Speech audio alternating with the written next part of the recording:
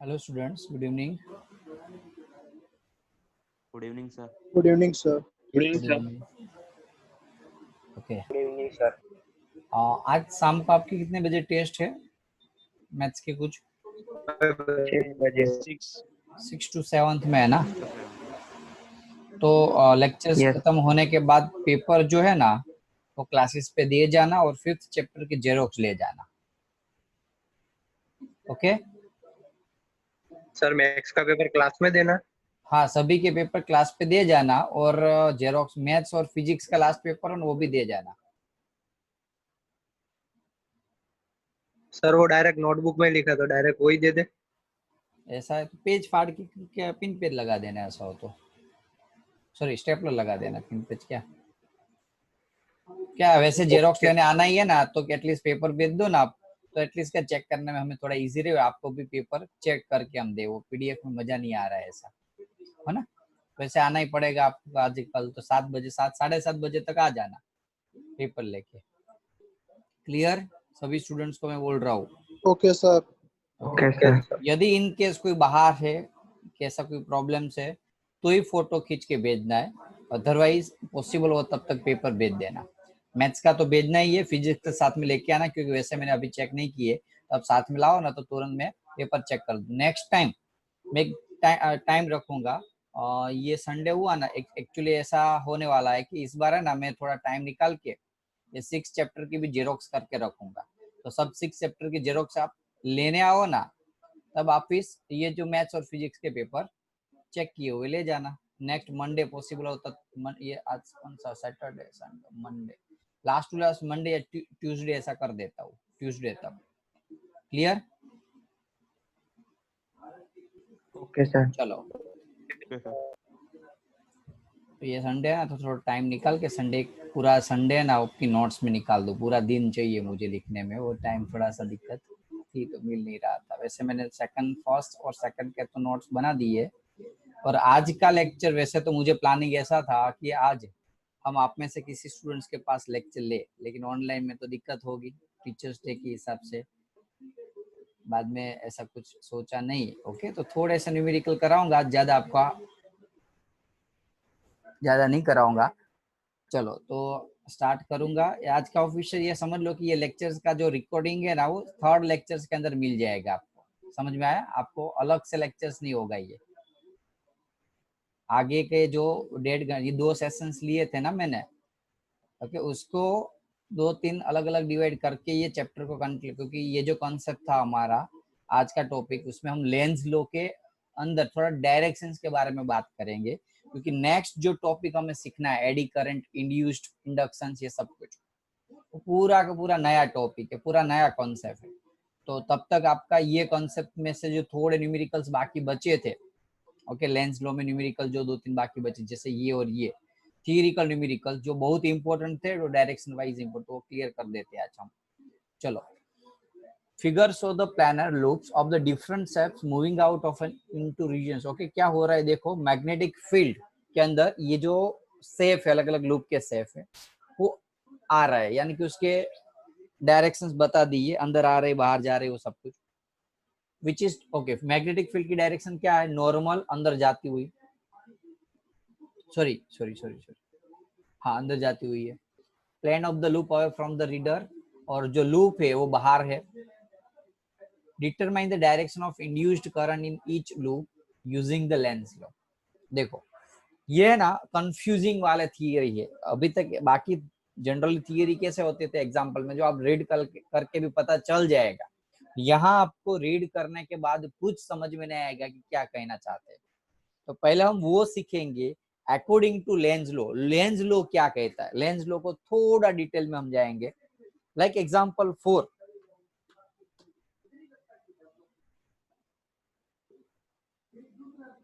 ये magnetic field है। पहले काम करते ये सम एग्जांपल ही देख लेते, उसमें आपको समझा देता हूँ। चलो, बाद में ये टॉपिक अलग से कराता हूँ। तो यहाँ क्या हो रहा है, लूप कहाँ आ रहा है, इनसाइड आ रहा है, हाँ कि ना। लूप इनसाइड आ रहा है, तो लूप के साथ जो मैग्नेटिक फ्लक्स है वो क्या होगी, आपसे यहाँ आंसर लूंगा मैं। लूप अंदर आ रहा है तो फ्लक्स, मैग्नेटिक फ्लक्स क्या होगा बोलो, इंक्रीज होगा कि डिक्रीज होगा? इंक्रीज। इंक्रीज होगा। क्यों?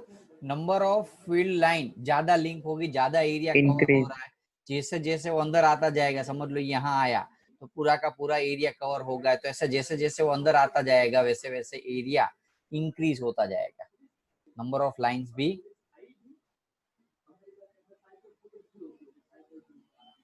इंक्रीज हो रही है। चलो, now number of field line increase हो रही है, तो इसके अंदर ऐसा इंड्यूस्ड करंट जनरेट होगा जो इस मोशंस का ऑपोज करेंगे। देखो आपको आज है ना, मैं समझाऊंगा 3-4 न्यूमेरिकल, लेकिन वो एक एक न्यूमेरिकल्स में आपको इतना कॉन्सेप्ट क्लियर कराऊंगा जो आपका पूरा अभी तक, क्योंकि ये चैप्टर में डायरेक्शन बहुत मायने रखती है, जो हमने लास्ट लेक्चर्स के अंदर बहुत डिटेल में नहीं गए थे। मैंने शायद याद हो तो मैंने बताया था लेंज लॉ में, मैं अभी बता देता हूँ, बाद में डायरेक्शन में हम एक अलग से लेक्चर लेंगे। ओके, इसलिए मैं इस सारे न्यूमेरिकल्स को अलग तरह से एक पूरे लेक्चर्स के अंदर कन्वर्ट कर रहा हूँ। यहाँ ये लूप अंदर जा रहा है तो फ्लक्स इंक्रीज होना चाहिए, फ्लक्स इंक्रीज हो रहा है, फ्लक्स इंक्रीज होगा तो सिंपल चीज है, करंट भी जनरेट होगा। Change in flux in uniform या magnetic field, electric field is create induce current. वो इंड्यूस करंट ऐसे क्रिएट होगा जो इस ऑब्जेक्ट के मोशंस को अपोज करेगा, यानी कि जिसकी वजह से ये करंट जनरेट हुआ, वो करंट वही डायरेक्शन में बहेगा जो इससे अपोज कर रहा है। तो समझ लो, यहाँ बहुत ध्यान देना, कॉम्प्लिकेटेड क्वेश्चन है, बहुत ध्यान देना प्लीज, कि यहाँ ये जो लूप में जो करंट जनरेट होगा, पहले यहाँ करंट की डायरेक्शन, मैग्नेटिक फील्ड की डायरेक्शन कहाँ है, देखो इनर डायरेक्शन में है कि नहीं, चेक करो। Yes sir. Flux, sorry, magnetic field की डायरेक्शन इनर डायरेक्शन में, तो करंट कैसे जनरेट होना चाहिए, फ्लक्स इंक्रीज हो तो। करंट की डायरेक्शन बताओ पहले, एक्चुअली होना कैसे चाहिए। हेलो, अरे यार आंसर तो दो प्लीज। हेलो, डायरेक्शन में नहीं पल्ले पड़ रहा है तो बताओ, तो थोड़ा मैं डिटेल में पहले समझा दूं आपको। ના સર નહીં પડતા. જો ઓકે, આજે ને ઓનલાઈન ની અંદર એક બહુ પ્રોબ્લેમ થાય છે કે ઓલું અમુક વસ્તુ જે તમને મારે પેન पेंसिल के બધું यूज કરીને જે प्रैक्टिकल समझाऊं ने यार समझाई नहीं सकाતું।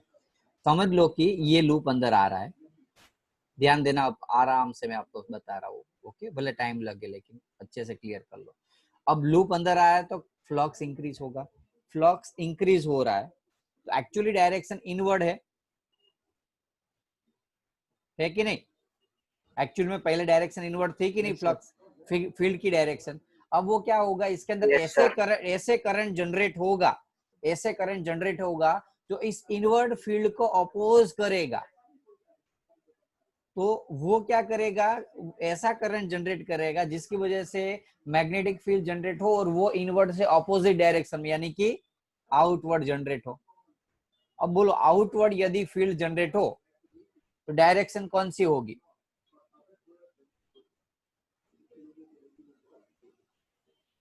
बोलो। आउटवर्ड फील्ड जनरेट हो तो डायरेक्शन कौन सी होगी।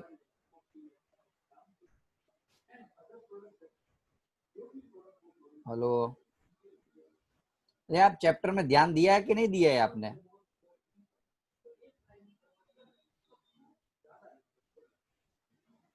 जवाब दो। फील्ड आउटवर्ड डायरेक्शन में हो रही है तो डायरेक्शन कौन सी होगी।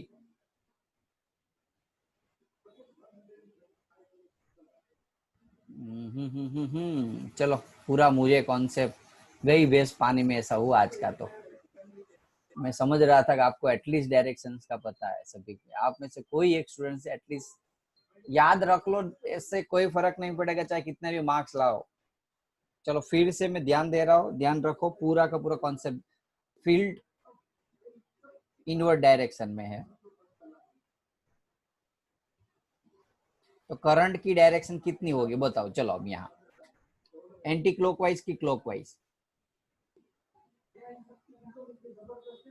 थंब रूल्स यूज करो, पाम रूल्स यूज करो, फिंगर को कर्व करो, फिंगर को कर्व करो, करंट की डायरेक्शन फाइंड करनी है मुझे।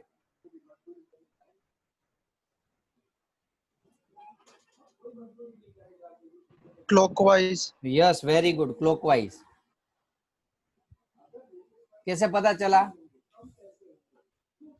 कैसे पता चला क्लॉकवाइज जा रही है वो? સર ફિલ્ડ ઇનસાઇડ છે તો આપણે ફિંગર્સ આ ક્લોકવાઇઝ કર્વ થાય છે. તો એ જ વસ્તુ તો હું તમને ક્યારનો સમજાવવા મથું છું યાર. ओके वही तो मैं कब का बता रहा हूँ कि आप फिंगर रखो और मुझे डायरेक्शन दिखाओ. आपका थंब है, थंब वो फील्ड की डायरेक्शन में रखो. थंब कहाँ है? इनसाइड. थंब इनसाइड रखो तो फिंगर कहाँ आ रही है? क्लॉकवाइज डायरेक्शन में. तो यहाँ यदि आउटवर्ड फील्ड जनरेट होगी, आउटवर्ड फील्ड जनरेट होगी तो जैसे पहले क्लॉकवाइज करंट पास होना चाहिए था, आउटवर्ड डायरेक्शन में ध्यान रखो. चलो क्या होगा? थंब को आउटवर्ड रखो, એન્ટી ક્લોકવાઇઝ. Anti clockwise. यार बस तो वही तो समझाना चाहता था, कॉमन सेंस. अब क्लियर हुआ सभी को? યસ अब સર. पता चला डायरेक्शन फाइंड करना हो तो आप मर जाओगे तो भी ये कॉन्सेप्ट नहीं समझ पाओगे जब तक ये कॉन्सेप्ट नहीं क्लियर होगा. इसलिए तो मैंने कितना टाइम वेस्ट, आगे के चैप्टर में भी मैं कितना डायरेक्शन के ऊपर फोकस रख रहा था. इसका मीनिंग यही हुआ ना कि आपने खाली थियरी लर्न कर दी लेकिन डायरेक्शन के ऊपर फोकस नहीं रखा. मैं इसलिए बोल रहा था ये सारे चैप्टर मैग्नेटिक फील्ड वाले में आप ये थंब बम के डायरेक्शंस के अप्लाई करते रहो समझते टाइम. चलो कोई बात नहीं. तो क्लियर हुआ? लूप अंदर आ रहा है, लूप अंदर आ रहा है. एक्चुअली फील्ड अंदर की डायरेक्शन में थी. अब उस फील्ड की क्वांटिटी को कम करने के लिए हम ऑपोजिट डायरेक्शन में ये लूप में से ऐसा करंट पास होगा जिसकी वजह से ऑपोजिट डायरेक्शन में, आउटवर्ड डायरेक्शन में फ्लक्स जनरेट करेगा. आउटवर्ड डायरेक्शन में फ्लक्स फील्ड जनरेट करने के लिए फील्ड जनरेट करेगी. तो आउटवर्ड डायरेक्शन में फील्ड जनरेट करने के लिए आपका थंब आउटवर्ड डायरेक्शन में रखो तो आपकी जो फिंगर की डायरेक्शन है वो आपको बता देंगी कि क्या है वो एंटी क्लॉकवाइज. तो यहाँ क्या आएगा आंसर? Anti clockwise. बोलो एंटी क्लॉकवाइज में क्या आएगा? बी से, सी से, डी से ई. क्लियर? Yes sir. पक्का? Yes sir. चलो अब यहाँ क्या हो रहा है चेक करो. यहाँ क्या हो रहा है? ये लूप कहाँ जा रहा है? આઉટવર્ડ. आउटवर्ड. देखो मुझे मैं चाहूँ ना तो मैं आपको एक सिंपल सी ट्रिक अभी जो आपको मैं बताऊंगा उससे मैं आपको ये चीज समझा सकता था. लेकिन एक्चुअली जब आपका कॉन्सेप्ट ही नहीं क्लियर होगा तो रट्टा मार के क्या करोगे आप? चलो इससे फिगर चेंज हो जाएगी, कुछ डायरेक्शन चेंज हो गए तो बाद में आंसर कहाँ से ला पाओगे? आप न्यूमेरिकल एनसीईआरटी का एक्सरसाइज और एग्जांपल कर सकोगे, बाहर के क्वेश्चन बाद में नहीं कर पाओगे. इसलिए थोड़ा फोकस डाल रहा हूँ यहाँ कि यहाँ लूप बाहर जा रहा है. लूप बाहर जाएगा तो फ्लक्स क्या होगी? फील्ड फ्लक्स डिक्रीज होगी. एक्चुअली डिक्रीज होगी. लेकिन अकॉर्डिंग टू लेंज लॉ ये क्या करेगा? उसका ऑपोज करेगा. हो रहा है क्या? फ्लक्स फील्ड डिक्रीज हो रही है, उसका ऑपोज करेगा और फ्लक्स और फील्ड को इंक्रीज करने का ट्राई करेगा. और फ्लक्स फील्ड को इंक्रीज करने का ट्राई करेगा. यानी कि जब बाहर की डायरेक्शन में ऑब्जेक्ट जा रहा था, फ्लक्स डिक्रीज हो रहा था, उसको इंक्रीज करने के लिए वो क्या करेगा? जिस डायरेक्शन में फील्ड है वही डायरेक्शन में, सेम डायरेक्शन में क्या करेगा? फील्ड जनरेट करेगा. अब सेम डायरेक्शन में यानी कि इनवर्ड डायरेक्शन में. अब ऑब्जेक्ट में इनवर्ड रखो, थंब इनवर्ड रखो तो करंट की डायरेक्शन कहाँ दिख रही है आपको? ક્લોકવાઇઝ. करंट की डायरेक्शन आपको क्लॉकवाइज दिख रही है. तो आंसर क्या है? क्या आएगा बोलो? A2 C2B. A2 C2B ऐसे. बोलो क्लियर है? Yes sir. યસ. पक्का ना? चलो नेक्स्ट क्या हो रहा है बताओ? बाहर जा रही है. Flux decrease. फ्लक्स डिक्रीज हो रहा है तो क्या करेगा वो? फ्लक्स को इंक्रीज करने का इसका ऑपोज करेगा. ये सेम सिचुएशन हुई ये और ये. तो फ्लक्स एक्चुअली डिक्रीज हो रहा है. मोशन क्या कर रहा है? फ्लक्स को डिक्रीज कर रहा है. इस मोशन की वजह से इस लूप के अंदर फ्लक्स डिक्रीज हो रहा है. तो according to Lenz law, Lenz क्या करेगा? लेंज लॉ के हिसाब से जो इंड्यूस करंट जनरेट होगा वो क्या करेगा? उसका ऑपोज करेगा. मोशन इस डायरेक्शन में जा रहा है तो उसको इस साइड में खींचेगा. इस साइड में कब खींच सकता है? जब यहाँ फील्ड जनरेट हो रही है वो बढ़े, इंक्रीज हो, और वो फील्ड इंक्रीज क्यों कब होगी, जब सेम डायरेक्शन में हो, यानी कि जो ऑलरेडी एग्जिस्टेंस फील्ड है वो इन डायरेक्शन में है, तो नई फील्ड इस करंट की वजह से जनरेट होगी, वो भी यदि इनवर्ट डायरेक्शन में होगी, तो सेम डायरेक्शन में हो सकती है, तो ही ये फ्लक्स सेम डायरेक्शन में हो सकता है ये इंड्यूस करंट। तो इनवर्ट डायरेक्शन रखो, तो यहाँ क्या आएगा, क्लॉकवाइज, हाँ कि ना? Yes sir. पक्का कोई डाउट है इसमें? No sir. श्योर, समझ में आया? अब जिसको ये समझ में नहीं आया उसके लिए भी जनरली टीचर्स जो करते हैं समझा देते हैं। यदि ये like example for loop, short and sweet technique में समझा देता हूँ, जो जनरली 90% टीचर ऐसे समझा देते हैं। लूप यदि इनवर्ड आ रहा है, अंदर आ रहा है, यदि इनवर्ड आ रहा है, तो जो इंड्यूस करंट होगा वो एंटी क्लॉकवाइज जनरेट होगा। क्यों, कैसे, वो पता नहीं होगा शायद टीचर को भी काफी सारे। मैंने आपको रीजंस के साथ एक्सप्लेनेशन दिया हुआ है। सेकंड, सॉरी, इसके अंदर ही सारे आंसर आ गए। बोलो, चलो देख लो क्या हो रहा था इसमें, क्या हो रहा था। लूप अंदर आ रहा था, फ्लक्स इंक्रीज हो रहा था, फील्ड इंक्रीज हो रही थी। जो इंड्यूस करंट इसके अंदर जनरेट होगा वो क्या करेगा, इस फील्ड और इसका अपोज करेगा। इसका अपोज कब हो सकता है, उसको डिक्रीज करने से। डिक्रीज कब होगा, तो फील्ड इनवर्ड डायरेक्शन में, तो उसका अपोज डायरेक्शन में नई फील्ड जनरेट कर दो। नई फील्ड जनरेट करो तो बाहर की डायरेक्शन में फील्ड जनरेट करनी है, थंब बाहर रखो, तो आपकी जो फिंगर की डायरेक्शन वो आपको बताएंगी एंटी क्लॉकवाइज। तो इसीलिए यहाँ एंटी क्लॉकवाइज आ रहा है।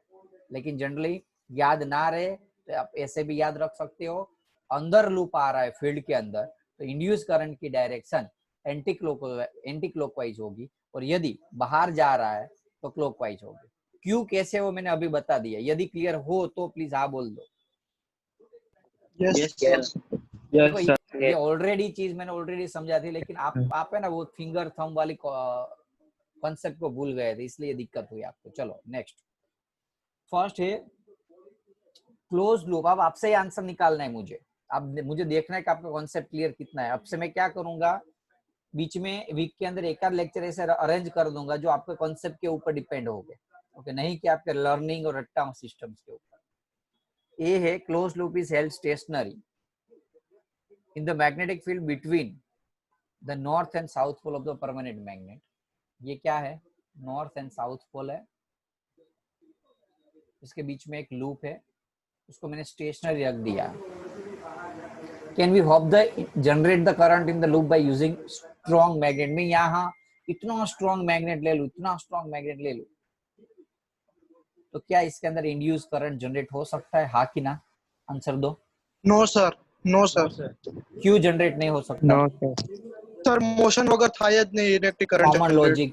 કોમન લોજિક મોશન વગર નથી થતી, એ આન્સર તમારો રોંગ છે। મોશન થી નહીં ના થઈ શકે। फ्लक्स चेंज नहीं थतो। फ्लक्स के साथ लिंक, फ्लक्स चेंज होना चाहिए, मोशन नहीं चेंज होना चाहिए। काफी बार काफी सारे स्टूडेंट यहाँ मार खा जाते हैं, मोशंस बताते। देखो या यदि मोशंस बोलो तो रिलेटिव मोशन, ये वर्ड याद रखना चाहिए आपको। मोशन से कुछ फर्क नहीं पड़ेगा। लाइक एग्जांपल फॉर, ये लूप है, ये मैग्नेट है, आपने लगा दी यहाँ गैल्वेनोमीटर, इसको भी मूव कर रहे हो, इसको भी मूव कर रहे हो, क्या करंट इंड्यूस होगा? यहाँ भी मोशन तो है ही, यहाँ भी मोशन है ना, है कि नहीं मोशन? Yes sir. क्लियर है? तो मोशन वर्ड नहीं यूज करना, क्या तो रिलेटिव मोशन ये वर्ड यूज करो, या तो फ्लक्स के बारे में बता दो। Due to relative motions of this two object, the flux link with the loop is also change, not increase or decrease। okay, you have to write down the change in flux। keep in mind कि यदि इस relative motions कराऊंगा ये loop और magnet के बीच में, तो flux change होगा। उस फ्लक्स चेंज की वजह से इंड्यूस करंट जनरेट होगा। जो इंड्यूस करंट की डायरेक्शंस एक्चुअल जो फ्लक्स चेंज हुआ उसके अपोज कर रही डायरेक्शन होगी। ओके, इस चैप्टर में ये रूल एमसीक्यू बहुत पूछते हैं डायरेक्शन वाले, थोड़ा इसलिए आज के लेक्चर्स में मैंने आराम से ये सारे कॉन्सेप्ट को एक्सप्लेन करने का सोचा है। चलो क्लियर हुआ? First, second. Yes sir.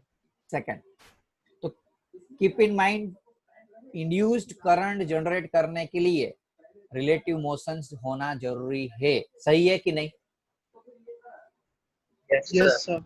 Yes sir. यदि रिलेटिव मोशन नहीं होगा लूप और मैग्नेट या दो लूप के बीच का, तो करंट जनरेट नहीं हो सकता, सही है कि नहीं? 100%। Yes, sir. Yes. यस क्या सर। यस सर, क्या यस सर, क्या yes sir.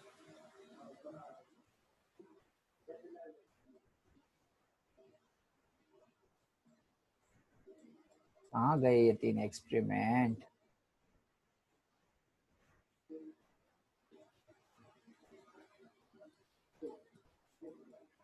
Just give me 1 minute, okay? I will prove that you are wrong.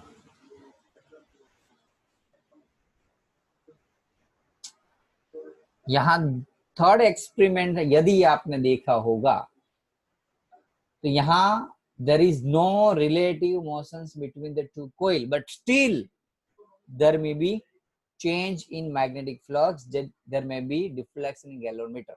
What is the main reasons behind it? Can anyone try? Key. यानी कि the third experiment is so that there is no required any relative motions. There is no required any relative motions. Clear? There is no Yes, required compulsory the relative motions. ऐसा जरूरी नहीं है कि आपको movement कराना ही पड़ेगा। आप चाहो तो ऐसे की को चेंज करके आप प्रेस रिलीज कर करके भी फ्लक्स चेंज करके भी सेकंड कॉइल यानी कि C1 के अंदर आप इंड्यूस्ड करंट जनरेट कर सकते हो। Got it? कांसेप्ट क्लियर हुआ?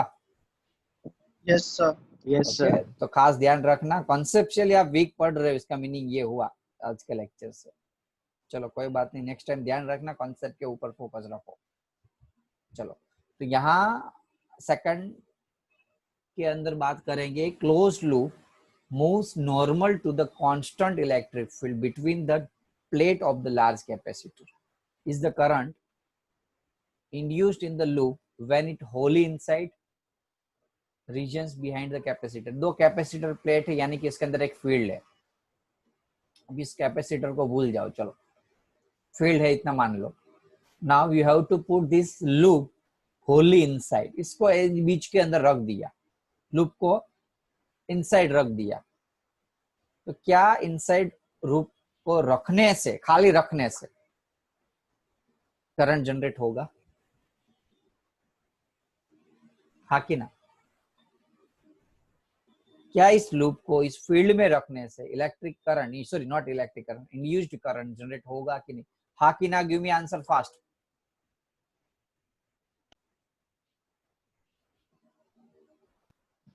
नहीं होगा कि होगा? जल्दी बोलो यार, आना बोलो, कहीं भी रफली कहीं भी कुछ भी बोल सकते हो, ऐसा कहाँ कोई भी मारने वालों आपको। चलो लाइव क्लास हो रहा है तो ठीक है, होगा कि नहीं? क्या No, किया? sir. मेरे पास एक लूप था, मैंने उसको उठा के यहाँ खाली रख दिया, तो इसके अंदर करंट जनरेट होगा? क्यों ना सर? चलो No, बोलो sir. क्यों? क्यों? सर करंट तो सिर्फ फ्लक्स या रिलेटिव मोशन से होता है ना।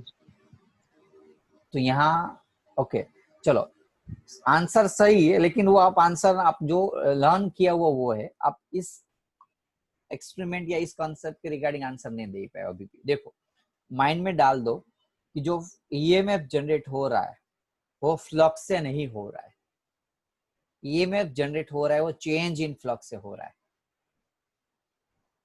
फ्लक्स यानी कि मैग्नेटिक फील्ड, तो मैग्नेटिक फील्ड से नहीं हो रहा है, चेंज इन मैग्नेटिक फील्ड से हो रहा है। हाँ ना? हाँ कि ना? Yes sir. चाहे कितना भी फ्लक्स हो, चाहे कितना भी फ्लक्स हो, यहाँ लूप रख दिया आपने बीच में मस्त, मैक्सिमम फ्लक्स अंदर जा रहा है, तो माइक्रो सेकंड के लिए शायद करंट का डिफ्लेक्शन दिख सकता है, लेकिन आपने रखने के बाद विद इन माइक्रो सेकंड या 1-2 सेकंड के अंदर उसमें से करंट पास होना बंद हो जाए, क्योंकि फ्लक्स चेंज हो रहा है, sorry EMF induce current change हो रहा है फ्लक्स की वजह से, चेंज इन फ्लक्स की वजह से। Now you have to do a relative motions. Okay, आपको ये लूप को क्या अंदर ले जाना, बाहर ले जाना, ऐसे लूप को ले जाना पड़ेगा, खाली अंदर रखने से कोई करंट जनरेट होगा नहीं। तो सेकंड का आंसर क्लियर हुआ? हाँ कि यस ना? सर। आंसर आएगा नो। क्यों? Yes, sir. क्यों? तो EMF or induced current is not depends on the flux. It depends on the change in flux. Okay, keep in mind. Now third, second, when it is partially outside the plate, क्या उसको मैं partially outside रख देता हूँ, okay, ऐसा रख दो, रख देता हूँ, तो भी करंट जनरेट होगा, हाँ कि ना? No, sir. Keep in mind, यहाँ चेंज जरूरी है, रखना जरूरी नहीं है, उसको कंटिन्यूस मोशन दिलाना पड़ेगा, बस इतना ध्यान रखो। बाद कुछ भी हो जाए, अब कहीं भी कैसे भी रख दो, ऊपर नीचे एड़े टेढ़ा कुछ भी रख दो, एंगल के साथ, क्रॉस, पैरेलल, रेक्टेंगल, परपेंडिकुलर, कहीं भी कैसे भी कोई भी तरीके से लूप को खाली फील्ड के अंदर रखने से करंट जनरेट नहीं होगा। You have to do an external motions, relative motions between the coil and magnet या डिफरेंट टू कोइल्स। ओके, इसके अंदर भी आंसर क्या आएगा? नो। चलो सी नंबर। सर हाँ, सर मेरे को ये क्वेश्चन में जो फर्स्ट लाइन है वो समझ नहीं आई। कौन से क्वेश्चन में? ये अंडरलाइन की नॉर्मल वो इलेक्ट्रिक फील्ड ना, ऊपर वाली close normal. Close loop moves the normal. देखो ये फील्ड लाइन है, close loop moves normal to the electric field between. यहाँ पहली चीज तो यहाँ वैसे इलेक्ट्रिक फील्ड दी हुई है, अब चाहे इलेक्ट्रिक फील्ड है तो कॉमन लॉजिक है मैग्नेट, यहाँ मैग्नेटिक फील्ड होना चाहिए, इलेक्ट्रिक फील्ड नहीं। चलो एटलीस्ट मैग्नेटिक फील्ड भी मान लेते हैं। Loops moves normal to the constant, loops यहाँ मूव हो रही है, कांस्टेंट इलेक्ट्रिक फील्ड, यहाँ क्या लिखा है? कांस्टेंट इलेक्ट्रिक फील्ड, यानी कि इलेक्ट्रिक फील्ड यदि कांस्टेंट है तो मैग्नेटिक फील्ड कहां से जनरेट हो सकती है? समझ में आ रहा है कि नहीं? अच्छा वो तूने पूछा, मुझे ये माइंड में ही नहीं था। आपको यहाँ से भी आंसर मिल सकता था, ये इसको कुछ करने की जरूरत ही नहीं पड़ेगी आपको, डायरेक्टली बता दो constant electric field doesn't create the magnetic field, without magnetic field there no be any induced current. Clear? वैसे भी यहाँ आंसर में दोनों नो आ सकता था, मैं एक्चुअली इसको मैग्नेटिक फील्ड समझा था, तो यदि मैग्नेटिक फील्ड होता तो भी ये आंसर सही था, क्योंकि आपने रख दिया तो कोई करंट पास नहीं होगा, उसको मूवमेंट कराना जरूरी था। Clear? Yes sir. Mahendra C. चलो सर सी आपका है ना, ये 2 न्यूमेरिकल 3-4 न्यूमेरिकल में आज पूरा कॉन्सेप्ट क्लियर हो जाएगा आपका। चलो रेक्टेंगल, क्योंकि आज वैसे मुझे ज्यादा चलाना नहीं था, क्योंकि आपके पास वो नहीं थी ना नोट्स, इसलिए आप बाद में पीछे रह गए थे, तो पहले एटलीस्ट आज मैं नोट्स कंप्लीट कर दूं ना फर्स्ट, सेकंड और थर्ड लेक्चर्स की, बाद में क्या आपको टेंशन ना हो। चलो क्या है? Loop, circular loop moving out uniform magnetic field region, in which loop do you expect the induced EMF to be constant during the passage out of the field region? The field is normal to the loop. चलो बोलो answer, try करो।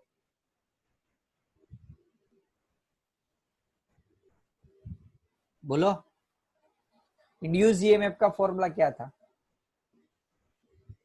Rate of change of flux. चलो यहाँ ये time तो constant है, क्योंकि वो दोनों केस के अंदर कांस्टेंट वेलोसिटी से जा रहा है, तो उसकी कोई दिक्कत नहीं है, लेकिन चेंज इन फ्लक्स के बारे में ध्यान देना है। अब देखो ये आफ्टर टी टाइम वो यहां आ जाएगा,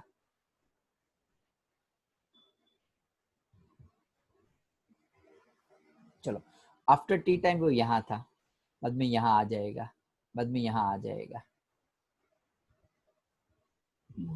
अब देखो इंड्यूस ईएमएफ जनरली जो rate of change of flux, इसके अंदर rate of change of flux किसके अंदर कांस्टेंट है? कौन बता सकता है?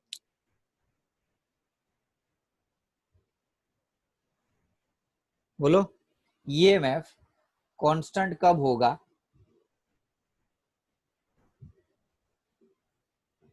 रेक्टेंगल। यस। क्यों? क्योंकि रेक्टेंगल में क्या है, ये क्रॉस एरिया फिक्स है कि नहीं?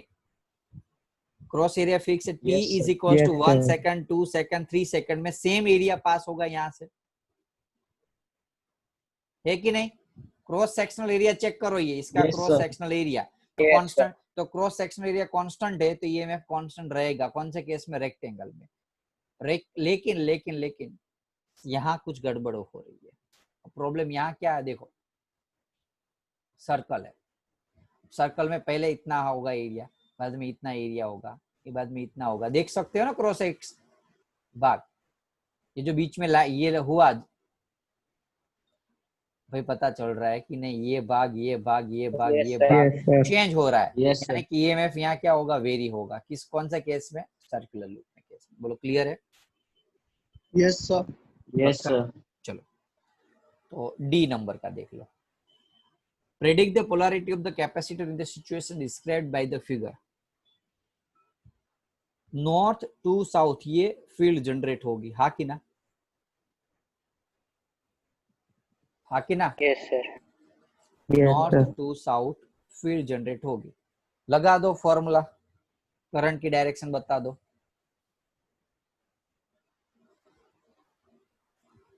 बता दो